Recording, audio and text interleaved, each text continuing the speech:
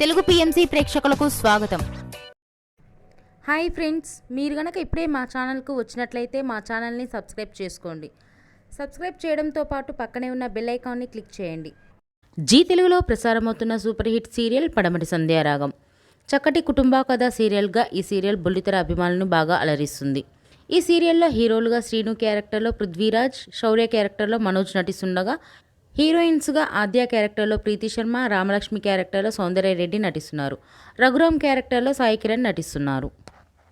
తాజాగా శ్రీను, చారు latest dance వీడియోని అభిమానులతో పంచుకున్నారు. ఆ వీడియోని మనం కూడా చూసేద్దాం.